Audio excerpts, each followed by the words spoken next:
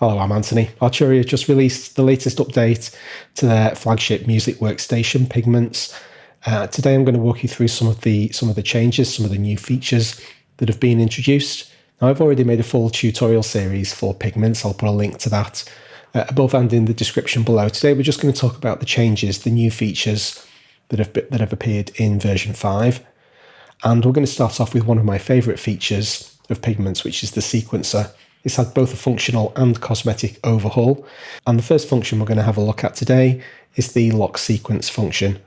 I've loaded a preset from one of the new, there are 3 expansion packs that have been released alongside Pigments 5. They're all called Explorations. We've got Beats, Expressive and Liquid.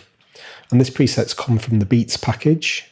And here it is, this melodic sequence Sophistic. Now, as you can see, this sequencer has some preset information stored in it. If I now engage lock and jump to a new sequence, you'll see that all of the information in this screen, including slides, basically whatever's being configured, that's all going to get held in place. We're just going to get the new sound overlaid on top. Just be careful of those volumes.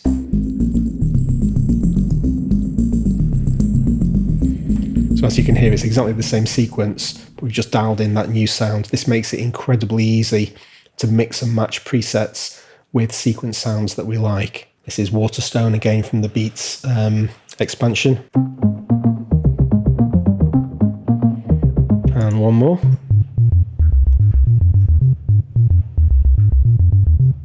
Really nice lock feature.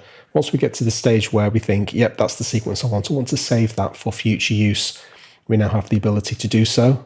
From the presets menu, I'll choose my little file icon. So I can say Sophistic and Beats. Okay, let's load up a lead sound this time. Head into my types and choose leads. We'll go with Feel the Pulse. Now that lead sound is being used with that sequence. If I disengage lock, let's load another lead sound from scratch, the Abimra. So this isn't going to have any sequence sound now because I've disengaged the lock feature.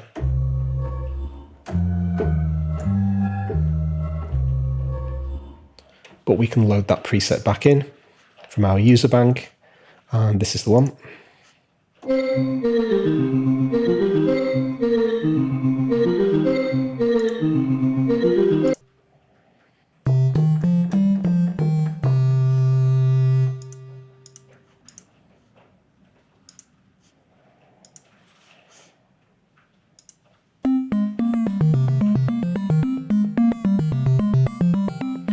As you can see, the interface has also been overhauled and just really cleaned up. It's much easier now to get to the playback and generation features. So the generation, for instance, every time I press the re-roll, it's going to generate a new sequence based on the natural minor scale because that's the currently selected option. So let's try that.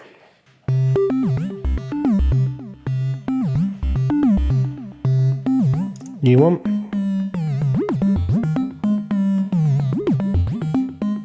So at the moment I've got A sharps because we're in natural minor. If I switch to harmonic minor, then the A sharps are going to get thrown away and turned into Bs. That's basically the only difference between natural minor and harmonic minor. Now we've got harmonic minor scales.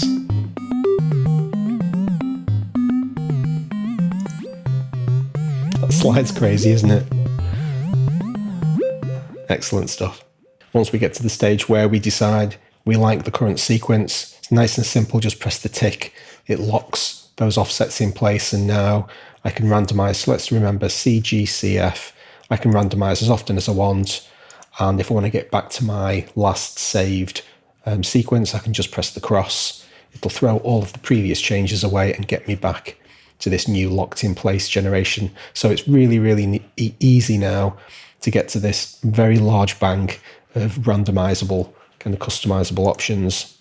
Similarly with the playback options, everything's just really clean and simple, super easy to see what's going on now. Let's go forwards and backwards. You can see it playing backwards and forwards. The next feature I want to have a look at is sidechaining This is the ability to feed audio into Pigments and to manipulate that audio from inside Pigments using its processing engine. So we've got a simple drum loop. This is just an audio file I've dragged in from Media Bay. So I need to send that audio into Pigments, and then I'm going to do some processing on it. The way that we accomplish that is with a feature called Sidechaining. We reopen Pigments. At the top of Cubase, we've got this button called Activate Sidechaining. So if I press that, then I need to choose my audio source. So I'm going to say Add Sidechain Source, and there's the audio sample now added as a source. Let's have a look at how Cubase has interpreted that in the mixer. So here's my audio track, and now you can see this send is basically sending a copy of that audio signal into Pigments. Now I'm just going to make one more small change to it. I'm going to make it pre-fader, which means I can turn the original audio down. Don't want to hear the audio track. We want to hear this sound actually processed inside Pigments itself. And that's it, all the config is now done. I can open Pigments again. Now I've loaded one of the other expansion presets here. Ripsaw comes from the Liquid Explorations expansion pack. It doesn't particularly matter what the preset sound is. You can send an audio signal into any preset. Here's Ripsaw out of the box.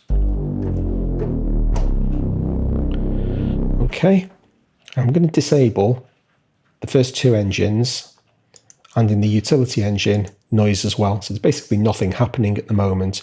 I'm going to turn on noise engine number 2 because that's where the audio source gets fed from our sidechain input. The little drop-down box has this option called audio input. If I choose that, now if I get this sequence running in the background, so Cubase is now playing that audio and feeding a copy of it into Pigments. And here it is. You can see the audio. Now the reason you're not hearing it is because I need to press a key. This is still a synthesizer. It's expecting me to play notes. So if I press a key on the keyboard, there it is. So there's the audio signal being fed into Cubase, into Pigments, and every time I press a key on the keyboard, it simply plays that sequence back. It doesn't matter what key I play, at the moment it's static.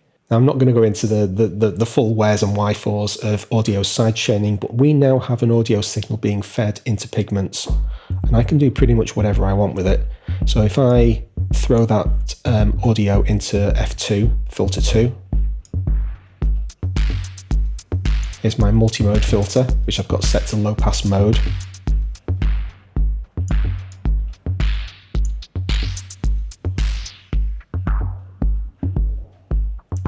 If I now bring in the rest of the preset sound, I can mix that original preset with that drum beat and basically get the best of both worlds. Let's have a go at that. In addition to turning all of the engines back on, I'm also going to split up the filter routing because FX1 has some distortion that I don't particularly want the drums to go through. Let's hear what we've got so far. So the engine volume is dominating the drum rhythm. Let's do a little bit of mixing. It's already sounding decent.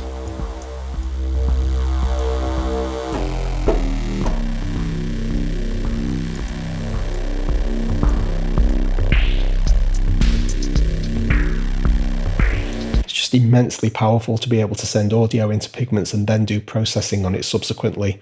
Really good fun to be had. Now that sidechain's been set up, a lot of the legwork doesn't need to be redone.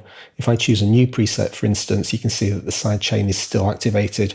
All I need to do is reintroduce that as an audio source. Now we've got a brand new preset with that audio, with that loop still coming in.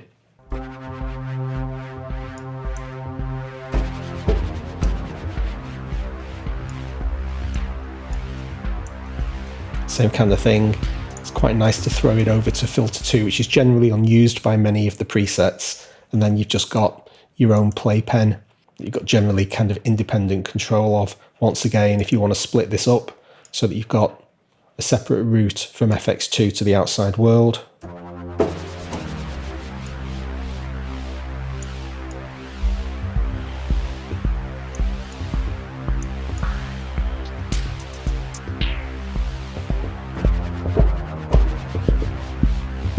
So I'm playing along with the rhythm that's running in the background here. It takes a little bit of getting used to, but once you're up and running, really great fun.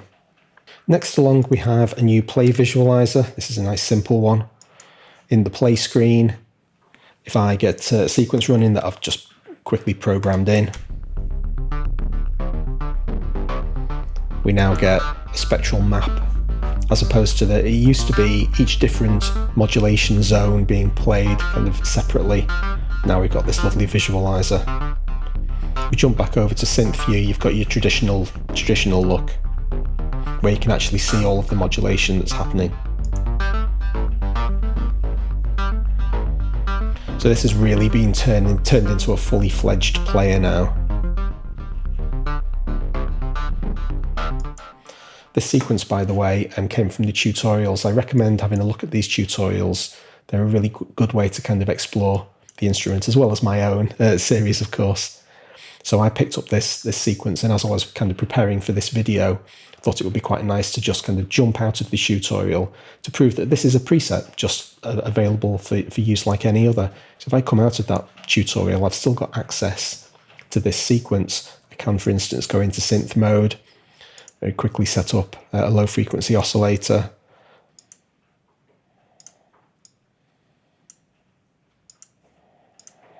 And throw that onto the cutoff. And now I'm going to be modulating the filter cutoff.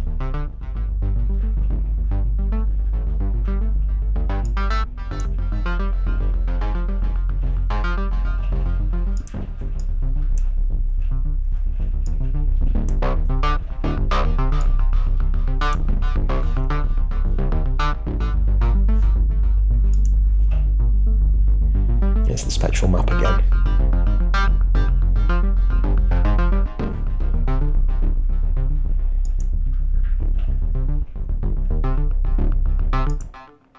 Next demo is with the Wavetable. We've got some new Wavetables to play with. Waveforms introduced in Pigments 5. Let's choose 2 rounded peaks. Got a nice simple sound to start with. So that's my 2 rounded peaks Wavetable, basically being played as a static wave. What you can see, this blue line at the moment, that's what you're hearing. You're hearing that waveform. But one of the new features that's been introduced in Pigments 5 is a phase offset, and this gives us a whole new palette of sounds to play with. I'm going to copy Wavetable engine number 1 to number 2. So we've now got duplicate copies of the same sound. It's just going to sound louder but the same tone. Turn the volume down because there's 2 copies of it. Now I'm going to offset the phase of those 2 waves by an amount. It doesn't really matter how much. Let's play a chord.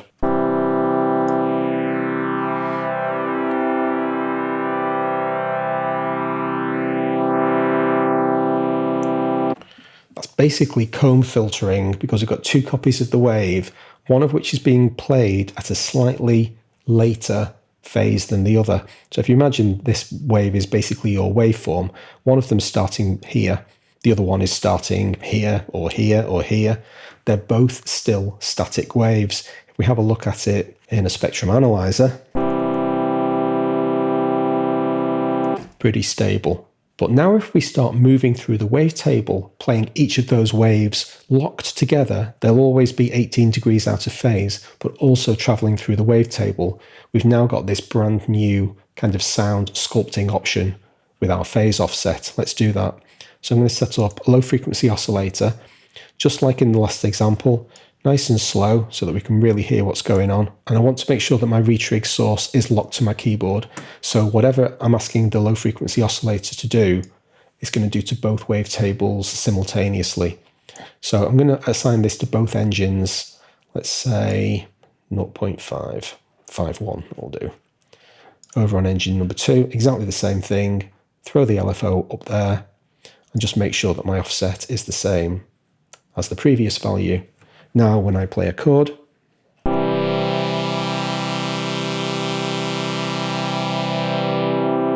so we're traveling through the wavetable. Just noticed that was bipolar there. So it's basically going to kind of stick at the start position and then try to go into negative territory. If I make it unipolar, and offset my phase. Look at this wave shape. If I offset my phase to 270 degrees, it guarantees that every time I press a key, we're going to start from the beginning of the wavetable and cycle forwards and only forwards.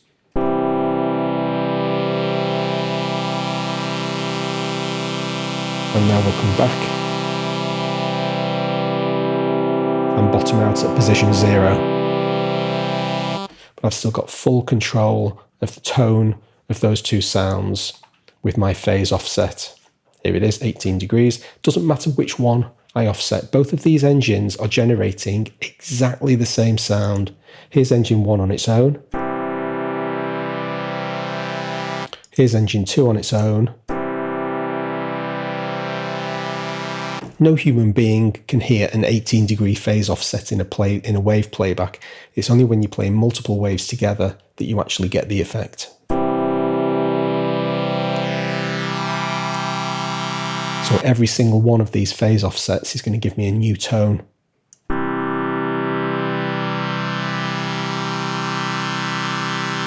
Really awesome new toy to play with in the Wavetable editor. The final feature that's been introduced in Pigments 5, I can't actually demonstrate to you because I don't have an MPE keyboard. So MIDI Polyphonic Expression, or MPE, allows you to send basically individual expression values from every key on your keyboard. My keyboard isn't MPE enabled, so I can't demonstrate this, unfortunately. But as you can see, Pigments is now fully MPE compliant. So if you do have an MPE keyboard, lucky you, you can configure it here. Sadly, I can't. And that'll do us for today. Hope you enjoyed the video. Please hit like if you did. I'll see you again. Thanks very much.